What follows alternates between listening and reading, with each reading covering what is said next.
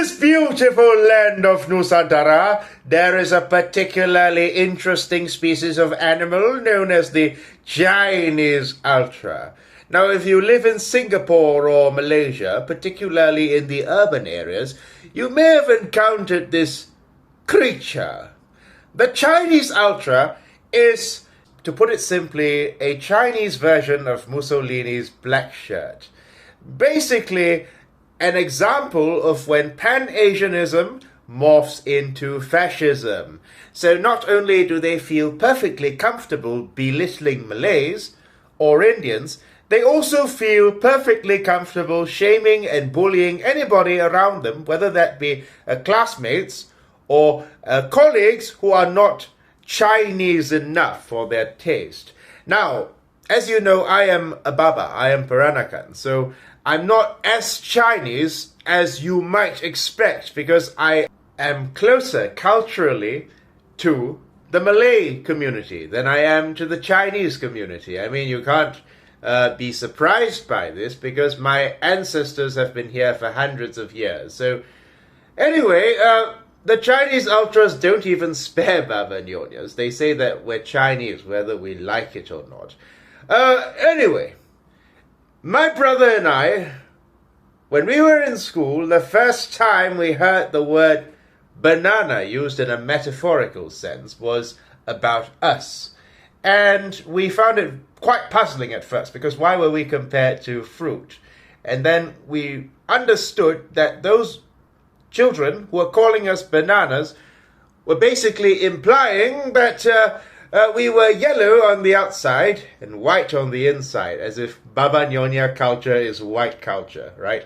As if anything south of East Asia is basically white culture. But that's the mentality that these Chinese ultras have, that, you know, anything that's not East Asian is not real Asian. Apparently Malay is not a real Asian language.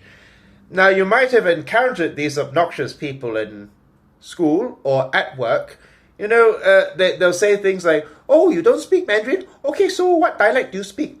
Oh, you don't speak any dialect? Oh my God! That means your parents didn't pass down the traditions to you, the Chinese traditions. You must learn. You must learn. You know. Otherwise, people will look down at you. Have you ever heard of a Malay who cannot speak Malay, or an Indian who cannot speak Tamil? Oh my goodness! I am not asking you to learn how to read Chinese, but you must at least learn Chinese so you can understand the point of view of the fellow Chinese, the Chinese community, and then they'll give you this sanctimonious lecture about 5,000 years of civilization, when really all you want to do is to go about your life minding your own business, and you don't particularly take as much of an interest in Chinese culture as they do, or Chinese language as they do. And yet they seem to... I mean, okay, I like Chinese culture. I like Romance of the Three Kingdoms. I like Confucius. But like Tan Cheng Lock, the Peranakan leader, I like reading them in English. So these people just cannot take no for an answer. You know, when you say that, "Oh no, I'm good, thanks. I don't really find myself particularly interested in the Chinese language in the same way I'm not particularly interested in the French language," then that's when, even if they don't respond in an aggressive way, you can see their eyes light up with hate, as if you just spat at their grandmother's grave, basically. Even though all you said was, "I'm not interested," you know? I didn't insult your Chinese culture. I just said I had better things to do with my time than learn Chinese, a language that has no relevance to me, because in my family we don't speak Chinese, and also... I don't think I'm going to be friends with any of you Chinese ultras anytime soon, so I don't think picking up the language to impress people I don't really like is going to be of any benefit to me. But the Chinese ultra is a very obnoxious phenomenon because they feel they have a right to lecture and moralize and say things like, "Now even the Malays and the Indians are picking up Chinese because they understand the importance of the Chinese language." Well, they think like this. The Chinese community is basically the center of gravity in Malaysia. We built the economy, damn it! So that's basically their perception. that everybody must cater to their comfort, and apparently if they don't hear any Chinese being spoken, then suddenly that's like a catastrophe. When they don't hear any Chinese, if they're in an environment without any Chinese, they start clutching their Chinese pearls and getting very, very, very nervous. So these people haven't really left the boat mentally. They're still stuck on the boat, even though they've been here for more than 100 years. I mean, it's true that kids who are culturally Peranakan, who are raised in Baba Nyonya families, were indeed bullied in school during my time when I was a student.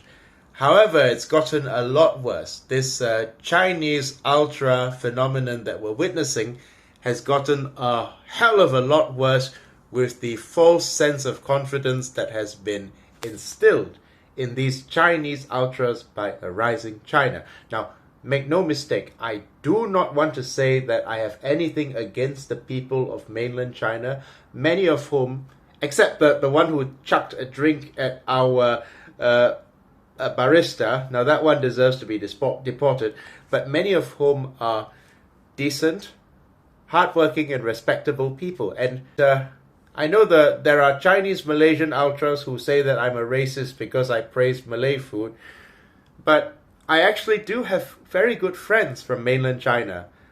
I have friends from mainland China who are very respectable individuals, people who contribute greatly to their society.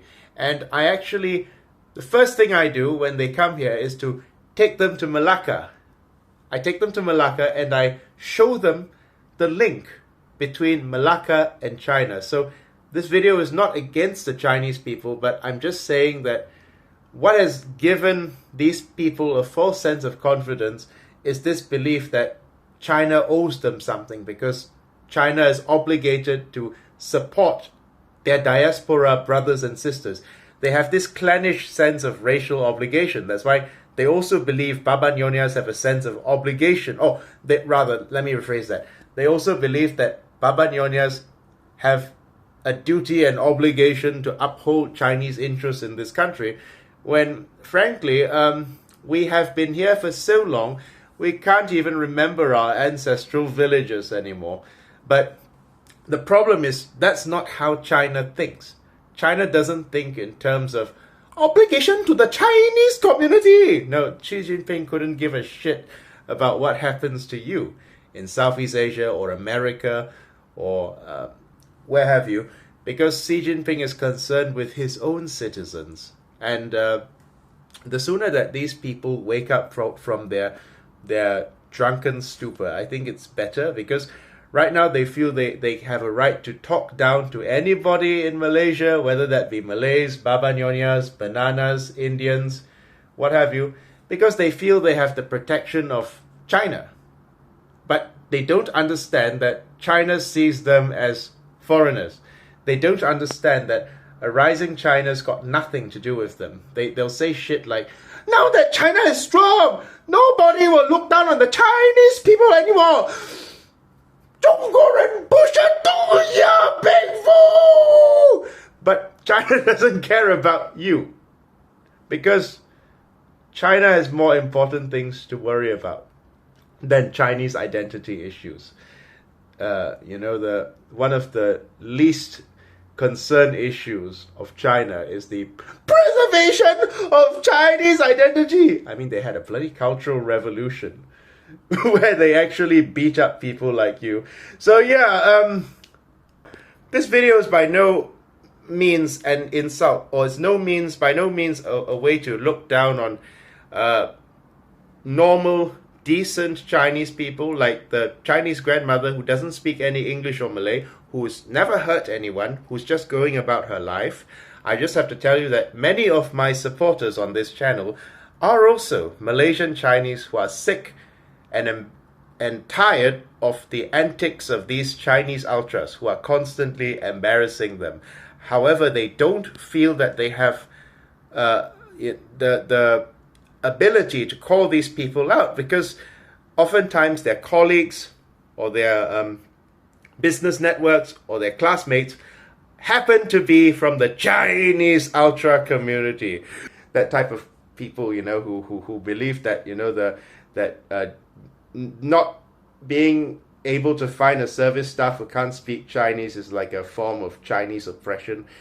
Anyway, this is not meant to call out or belittle or bully innocent Chinese people, decent Chinese people who have made Malaysia and Singapore their home and who are quite happily integrated in Nusantara, just like my ancestor did hundreds of years ago.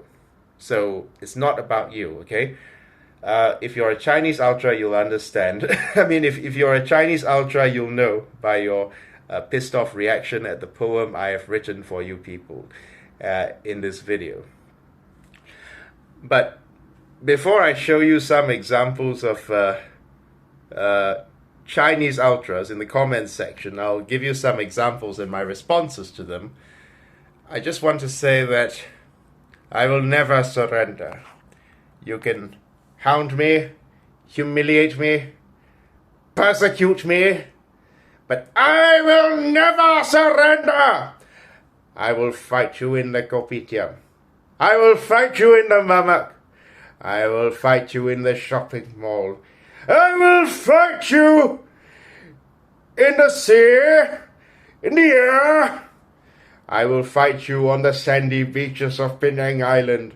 I will fight you at the mountain tops of Gunung Ledang. But I shall never surrender. And someday I shall be vindicated, just like they say.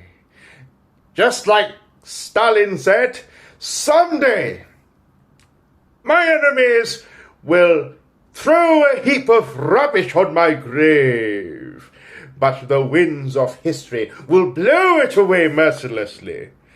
Likewise, my enemies will attempt to discredit me by painting this video as racist, but I will be vindicated in the end as the Baba who spoke up. Now, without further ado, enjoy the clown show. And I have a poem for the Chinese ultras at the end, so stay for the poem.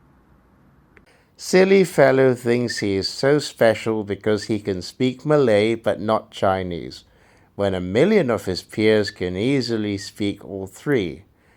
Lucky you look gay as fuck and won't create silly children. Well, I'm not homophobic and I don't judge gay people, Heng Jun, but you seem to know a lot about the homosexual condition for a man who claims to be homophobic. There ends your Baba family line. Ha ha ha ha. Well, I didn't know that social Darwinism was part of Chinese culture, but that's what Lee Kuan Yew brain does to you. Peranakan always think they are fake Angmo because they can't speak any Chinese. So when they travel to China, they are looked down for being ignorant.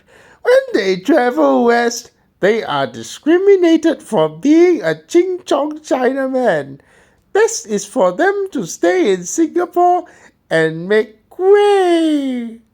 Oh yeah, so you don't like me, you don't like my culture, but you just can't keep your filthy fingers off my kueh. Malaysia were not any better than China if you are comparing famine in that century. I don't know, man. I mean, I would rather be a peasant in Malacca than I would be in the Qing dynasty where, people were too busy not dying to worry about policing other people's identity. Nah, it's not like being a peasant in Malacca was a bed of roses, but hey, at least, at the very least, you didn't have to worry about freezing to death or, dying of the plague, what have you. They came is because they are adventurers and seafarers, traders, merchants, not due to famine and poverty. Oh yeah, so I suppose my sailorman ancestor, who came here, cut ties with China and never came back, was just going on a spiritual retreat to Bali, eh? Okay, The Peranakan never lost their Chinese heritage or identity. They kept safe until now, as you can see, the customs and wearing what robes. Oh, I see. So the kebaya comes from China. The baju panjang comes from China. The sarung comes from China. Okay. This channel blogger is having an inferiority complex because he can't speak Mandarin or the Chinese dialects. He is a disgrace to his Chinese ancestors and motherland. Hey, Bangau, my motherland is Nusantara, Bangau. Why are you calling China the motherland, you sinke? Have you not stepped off the ship yet mentally? There are Peranakans in Thailand, Myanmar. Are they counted as Malays? Oh man, Tan Cheng Lock would be so bloody disappointed. Imagine this guy who would be calling Tan Cheng Lock a banana dog, got citizenship because of Tan Cheng Lock, who could not speak any Chinese, by the way. You and Ian Miles Banana should leave Malaysia. Can't even grasp the identity of your own community. You better leave Malaysia for UK, although you may be rejected there by the women because it's the size of an acorn. First of all, my phallus is not the size of an acorn. Know your measurements. And second of all, let me tell you something. I came here to discuss public policy, and you're there measuring phallic sizes. What kind of intellect? I genuinely think that Chinese diaspora intelligence is overrated, frankly. Honestly, this is supposed to be the cream of the crop, the self-appointed cream of the crop of our country. Good luck with this generation of leaders. But anyway, I just had to finish up by saying, my Bakulsia is older than your gangster clan holes. Kepada awak yang terlupa daratan, lu mari kepo dengan hal orang sini. Pisana ke sini mau tegur OCBC, tapi lu punya otak belum turun kapal lagi. Seperti orang yang kena buang negeri. Abad yang lalu, Sun Yat-sen mari menetap di Penang dan makan kuih kucai. Dia minta lu derma untuk diamnya revolusi. Lu kasih duit sampai lu sudah pokai. Sun Yat-sen cakap kamsia dan lari. Lepas ambil lu punya duit, lu duduk macam socai. Dia langsung tak usah jemput lu mari ke tanah Jonggo yang selalu lu mengapai. Gua punya akar dah tua dan matang. Lu hanya tahu pangsai dalam rumah orang. Lu punya akar seperti kosong punya rantang. Orang sana yang kenal lu pun sudah jarang. Lu burung terhinggap atas pokok di sana yang selalu pulang ke sini untuk makan dan berak. Lu memarahi gua pun langsung tak berguna. Gua tak boleh tukar adat untuk menyesuaikan awak. Harap maklum, Encik dan Puan, nasihat itu bukan sama dengan benci. Dengarlah ini, saudara sekalian. Tanah ini manis seperti kuih koci.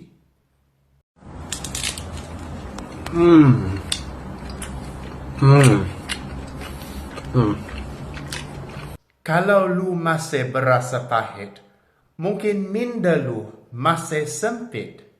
Hormatkanlah tanah seperti ibu, dan tanah akan sayang lu.